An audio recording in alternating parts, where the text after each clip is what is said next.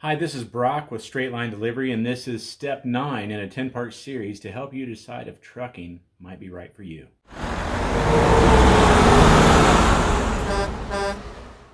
Step 9 is all about making money with your truck.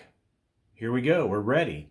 So what do? You sign a lease. You're not locked in when you sign a lease. You can quit at any time, or you can stay for as long as you want. You need to apply for IFTA and a cab card.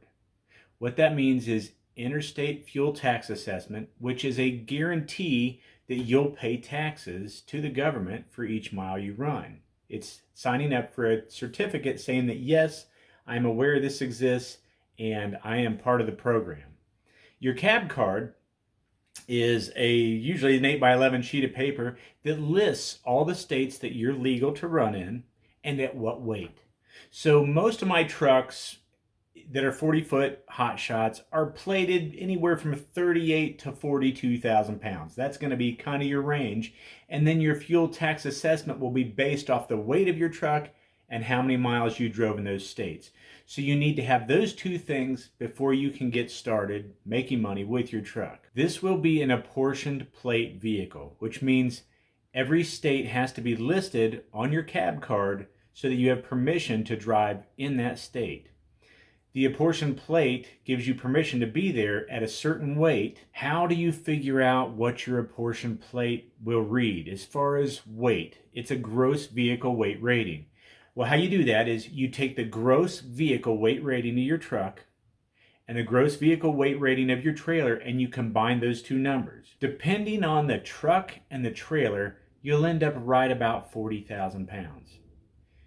You get a plate that allows you to commercially haul freight at 40,000 pounds, and you'll never weigh more than that because you'll make sure, or your freight coordinators will make sure, that all your loads weigh less than that. If you were to get loaded with freight that just feels a little heavy, you can go to the first set of scales, usually at a truck stop that you can find, and weigh your entire vehicle and find out if you are overloaded. If you are, you can take it right back to where you got it and tell them it's too heavy and you can't take the load. And that's how they expect you to operate. And that's why you have to declare what your gross vehicle weight ratings are. Your truck and your trailer are have them printed on there, so you can't really go over those numbers combined. Load securement. For load securement, meaning straps, tarps, chains, edge protectors, you'll need to call the company that you're going to be working for and ask them what they recommend.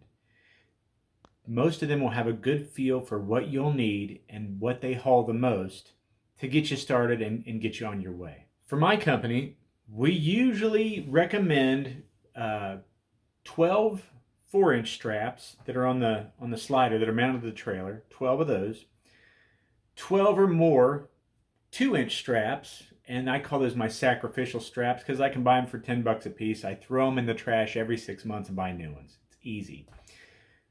4 to 6 chains and binders, 2 tarps. Now what I recommend for a 40-foot hot shot is 2 25 by 16-foot steel tarps made of 18-ounce vinyl with a double set of D-rings. That's for your bungees to hold it down and tighten all those nooks and crannies. A third tarp that's at least 16 by 16, 18-ounce vinyl, to kind of wrap around the ends of a taller load. Most of the time you will want to have some edge protectors. If you're tarping some sharp pieces of metal that are at a 90, you want to put edge protectors on that, run your straps across the edge protectors so you don't trash your straps. To keep your tarps from being torn up, I recommend moving blankets. Those can be purchased at Harbor Freight of all different shapes and sizes, really cheap. Whatever you're protecting your tarp from is probably rubbing on that blanket and rubbing a hole in it, and that's okay. I throw them away and I buy new ones every 6 months. They're that cheap. Thank you for watching Step 9, and please make sure you like this video and hit that subscribe button. You don't want to miss the last video in this series. It's a great tip, and it'll give you access to all the videos that we have on our YouTube channel.